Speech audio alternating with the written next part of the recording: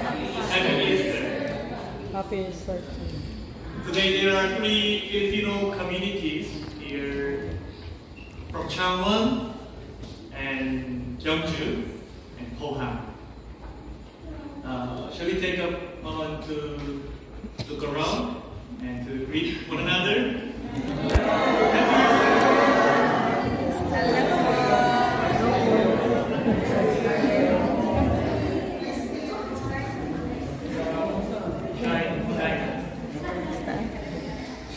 We also have special guests here joining us today's Mass. Father John Yun Jong-du.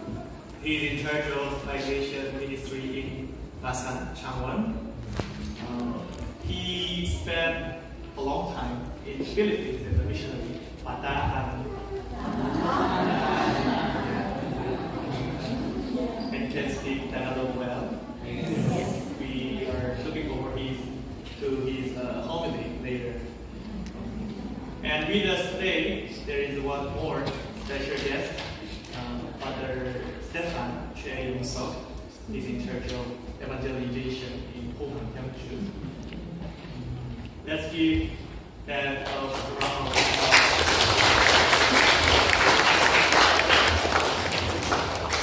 During this Mass, let us pray for all those who are in need of our prayer. And let us remember that we are beloved children of God and disciples of Jesus. Especially, let us pray for the soul of Pope Francis, who recently passed away and now rests in God's grace. My brothers and sisters, let us acknowledge our sins and so prepare ourselves to celebrate the sacred mystery.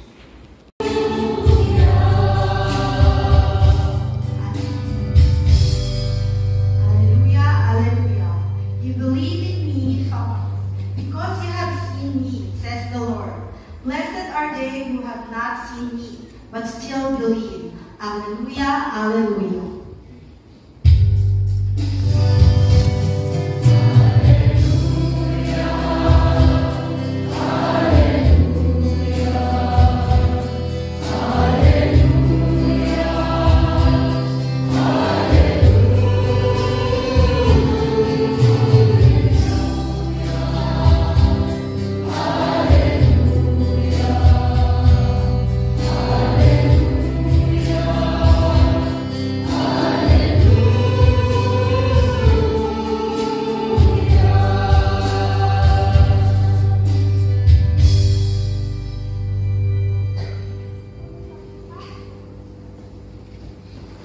Sumayo ang Panginoon.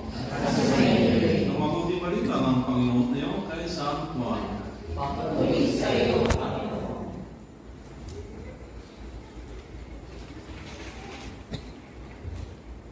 On the evening of the first day of the week, when the door was locked where the disciples were, the fear of the Jews, Jesus came and stood in their midst and said to them, "Peace be with you."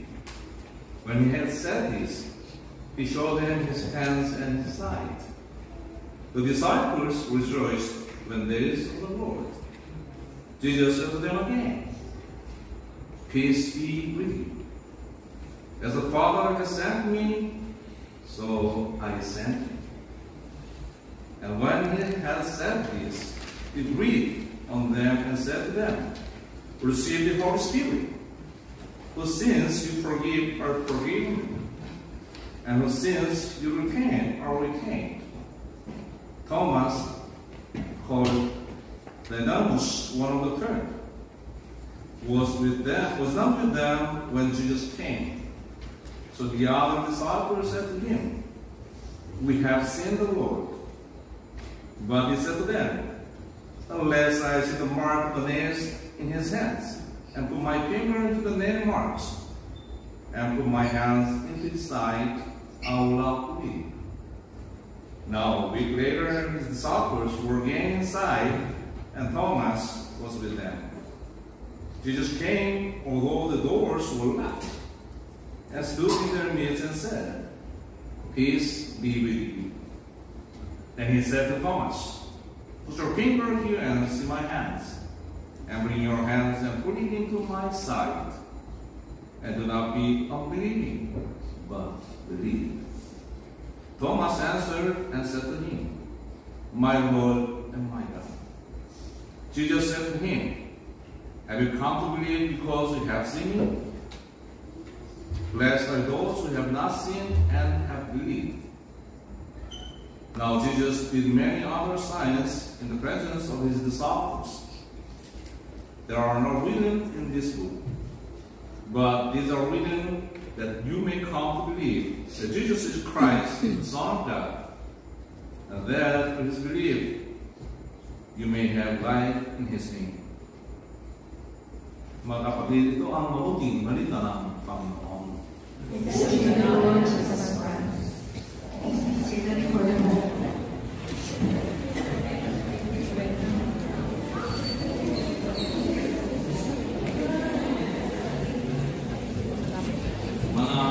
Mga kapatid kay Kristo, ulit maligayang Pasko ng pakabuhay ni Jesus. Happy Easter? Gusto mo kayo? Sino kayo? Hindi na pagod? Mantok? Siguro yung mga meron po ng saman. Ang tatong na kayo, di ba? Oras na gising na kayo. Alas 5. Alas 5. Kung bumalik ko sa Chaman, departure ng namin doon sa ating center alas 8 ng umaga. Kasi medyo malayo. Kaya, yung tsura yung mukha nila.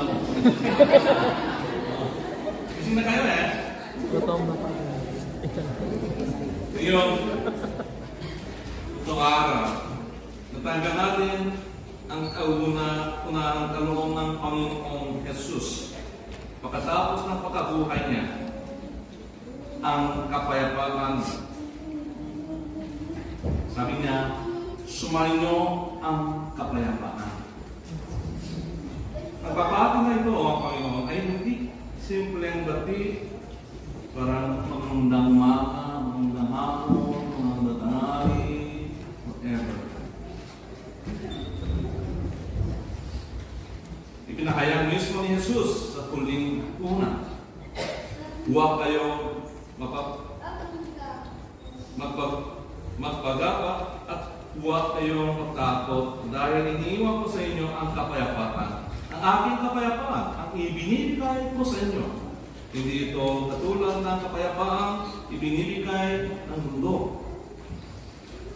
Ang kapayapaan ng mundo ay nakabase sa pera, sa kawan ng ulo, o sa kapangyarihan ng materiya na bagay. Para sa iyo, ano ang kapayapaan? Sa inyong isip, ano ang kapayapaan? Bawat isang misa, bagong komunyon. May exchange ng greetings of peace. Yung mga Pinoy, ito ng Pinoy para sa greetings ng gano'n. Peace, itong kapayapaan sa iyong buhay, ano yan? Peace. Is this declaration that you are not my enemies at all? Something like this? Yung kapayapaan sa ating buhay, ang iba. Sa ating Diyos, si Jesus, nabigay ang kapayapaan sa lahat ng mga anak niya. Ito ay iba. Ito ay sentro ng yung mensahe ng Ebanghelyo ngayon. Ang kapayapaan ng Panginoon ay higit pa roon. Ito ang kapayapaan kanyang lampasan ang anumang takot. Tapos sa kahinaan, sa kahirapan, sa pag-uusik, ang maging sa kamatayan. Hindi ito pansamantala, kundi walang hanggan. Paano natin nauunawaan ang kaibahan nito? Nang ipakita ni Jesus ang kanyang sarili sa mga alagad, sabi niya, sumainyo ang kapayapaan. At pagkaraan ng 8 araw sa harapan ni Thomas, sinabi niya ulit, sumainyo ang kapayapaan. Nakapili ng mga pinto ng bahay na kanilang pinagtitipunan dahil sa takot nila sa mga Hudyo. Matapos namatay ang kanilang guro sa krus, nawalan sila ng tiwala. Pinanghinaan ng loob, tulad ni Thomas na napahayag ng kanyang pag-alinahan. Dapat sabi, sumainyo ang kapayapaan. Pinagtibay ni Jesus sa kanyang mga alagad ay muling nabuhay. Tagumpay sa kamatayan. Ngunit hindi pa rin nabago ang kanilang sitwasyon. Patuloy pa rin ang pag-uusip ng mga Hudyo. Pareho talaga yung sitwasyon. Kahit pumasok ulit, pagkatapos yung makabuhay niya, pumasok sa kwarto ng mga alagad niya. Nothing changed. Pareho talaga yung sitwasyon. Pero sabi, sumainyo ang kapayapaan.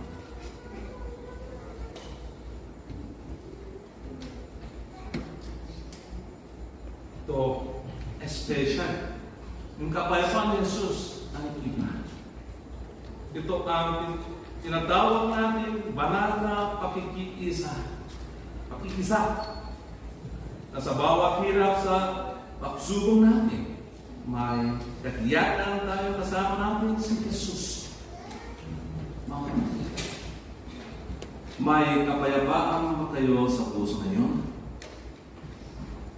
Nararamdaman nyo ang presensya ng Panginoon sa inyong buhay? Ito ang tanong sa ating lahat. Tulad ng takot ng mga alagad ng mga Hudyo, ilan sa iyo ay may pag-aamba rin sa mga opisyal ng imigrasyon para sa crackdown. Sa posibilidad na bakuin. Sa kalawang katiyakan ng iyong kalagayan. Kaya ilan ay alinangan pa dumalo sa pagtitipong ito. Pero mga kapatid, hindi pinipigil ng Panginoon ang mga patagalan ng gobyerno. Ngunit kahit ganun, pinuulit pa rin niya sa atin, sumainyo ang kapayapaan. Sa gitna ng ating pangamba, inaalok pa rin ang kanyang salita. Kasama mo ako. Hindi kayo nag-isa. Ang unang ng muling nabuhay ng Panginoon, ang kapayapaan, ay dala ng kapangyarihan ng Diyos laban sa kamatayan at lahat ng takot ng tao. Hindi lang ito para sa isang iyak na pangyayari, kundi isang patuloy na mensahe para sa ating panahon ng pagsubok. Alam niya na kailangan natin ng kapayapaan ngayon. Kaya hindi siyang tumubulong. Huwag kayong matakot. Mga minamahal kong anak, sumainyo ang kapayapaan. Araw-araw sa banal na misa, nagrinig natin ang pagbati na ito. Ang una, para sa simula ng misa, ang kapapala at kapayapaan mula sa Diyos Ama sa ating Panginoong Jesucristo, naway sumainyo lahat. Ikalawa, pagpibigay ng tanda ng kapayapaan. Ang kapayapaan ng Panginoon ay laging sumainyo. poder ng Diyos. Poder ng Diyos, nag-aalis ng mga kasalanan sa nigda. Ipakaloob mo sa amin ang kapayapaan. Tapos, ang iba, para sa matapos ng misa, tapos ng ating pagdiriwang, kumayo kayo sa kapayapaan ni Kristo. O iba, kumayo kayong taglay ng kapayapaan ni Kristo. Simula ng misa ng kapayapaan ng Diyos. Tapos, kaya ng misa, ulit kapayapaan. Ang misa ay talagang kapayapaan ng Diyos sa ating lahat. Kahit pagkatapos ng misa, sitwasyon pareho. Yung problema pareho. Diba? Wala pang ibang change. Pareho. Pero siya pumapasok sa ating buhay. Yung bating niya ay sa iyo ang kapayapaan. Mga minamahal ko kapatid, sa misa po ito, muling inuli ng Diyos ang kapayapaan. Ang kapayapaan walang hanggan. Huwag po kayo matapos sa ating mga pinagdaraanan. Kahit may alingangan pa tayo, tulad ni Thomas. Sinasabi pa niya sa ating lahat, paulit-ulit, sumainyo ang kapayapaan. At kami, si Father King and Father Stephen,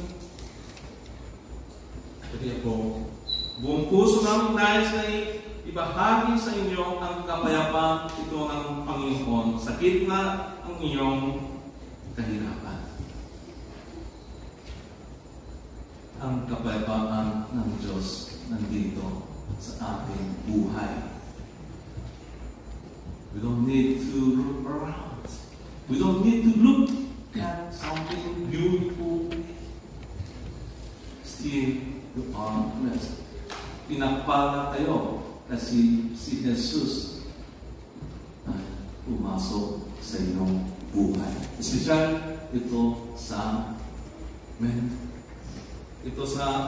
pagtulong ng Eucharistia. Yung katawan niya pumapasok sa iyo. Ito ay pinakang magandang salita niya sa atin. Sumainyo ang kapayapaan. Amen po ba? Amen.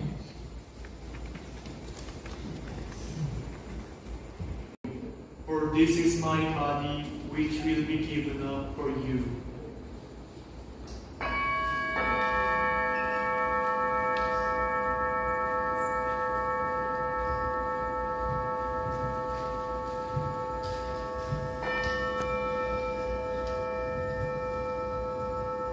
In a similar way, when supper was ended, he took the chalice, and once more giving thanks, he gave it to his disciples, saying, "Take this, all of you, and drink from it, for this is the chalice of my blood, the blood of the new and eternal covenant, which will be poured out for you and for many, for the forgiveness of sins. Do this in memory of me."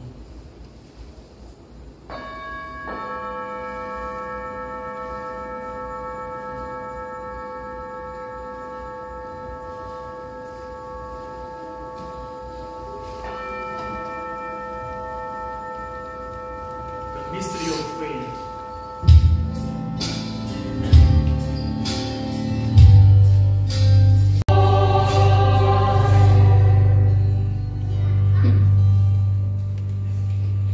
Therefore, as we celebrate the memorial of his death and resurrection, we offer you, Lord, the bread of life and the chalice of salvation, giving thanks that you have held us worthy to be in your presence and minister to you. Humbly we pray that, partaking of the body and blood of Christ, we may be gathered into one by the Holy Spirit. Remember, Lord, your church spread throughout the world, and bring her to the fullness of charity. Together, Joseph, our bishop, and all the servants.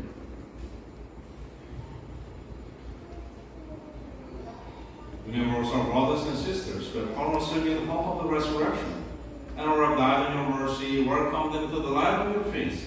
Have mercy on us, Lord, we pray, that with the blessed Virgin Mary, Mother of God, with the blessed Joseph, our spouse, with the blessed apostles, and all the saints who have been here throughout the ages, we may merit to be co-heirs of eternal life and may praise and glorify you through your Son, Jesus Christ.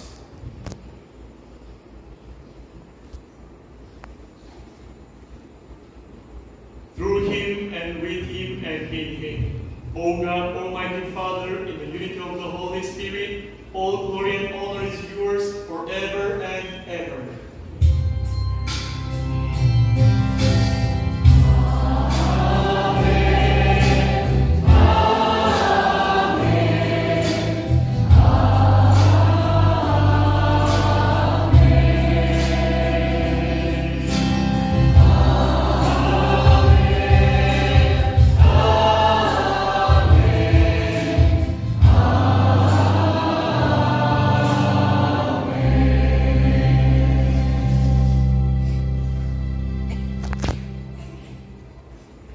At the Savior's command and followed by divine teaching, we dare to say, safe from all distress, as we await the blessed hope and the coming of our Savior, Jesus Christ.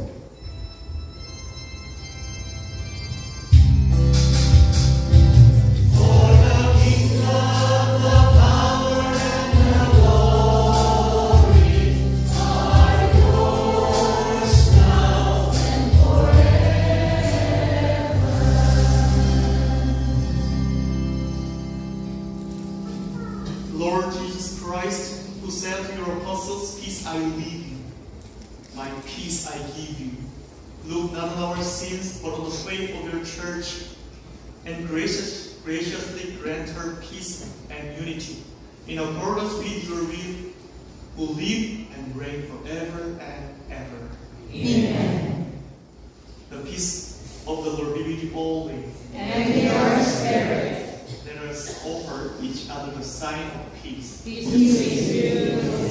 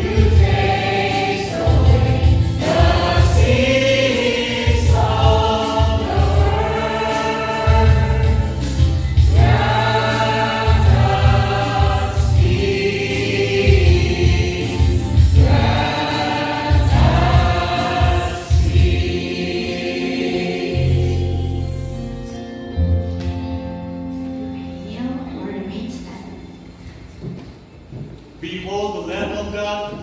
Behold him who takes away the sins of the world. Blessed are those who are the supple of the Lamb. Lord, I am not worthy that you should enter under my roof, but only say the word, and my soul shall be healed.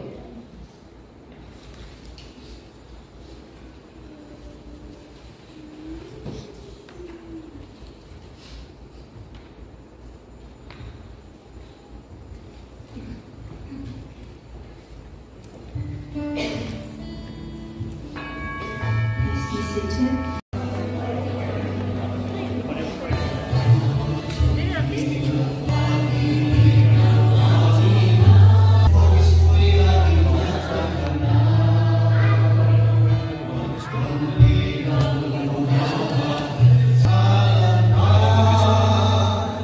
Easy to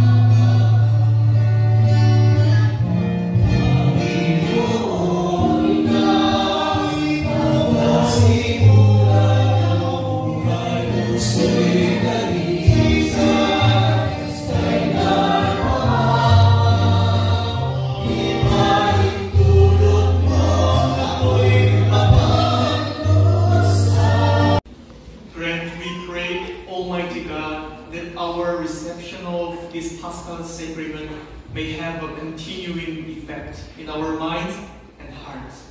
Through Christ our Lord. Amen. A little announcement. So we will have a group photo. Wait. What's your photo? Please.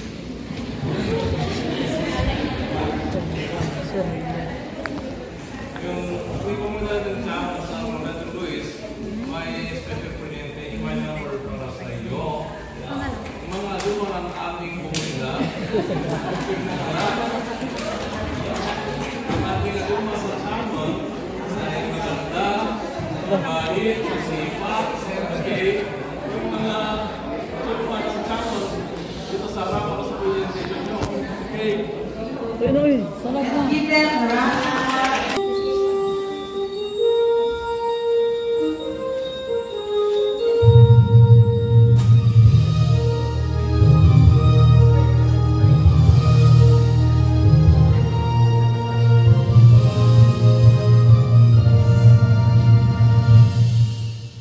We come because we thirst for something in our life.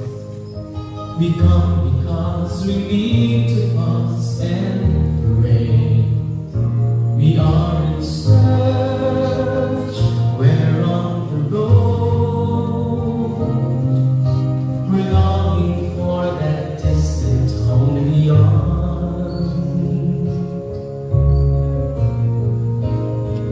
For we are gatherings where our people are born. We are gatherings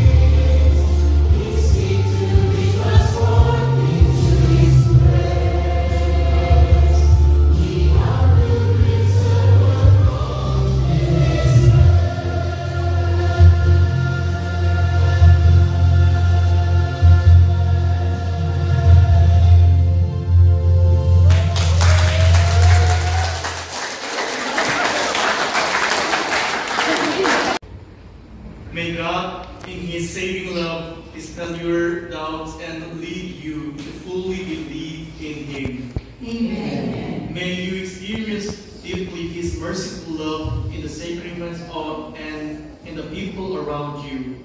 Amen. As you have experienced His mercy, may you become His instruments of love and mercy to the world. Amen. May Almighty God bless you, the Father, and the Son, and the Holy Spirit. Amen. Go in peace. Alleluia, alleluia. Thanks be to God.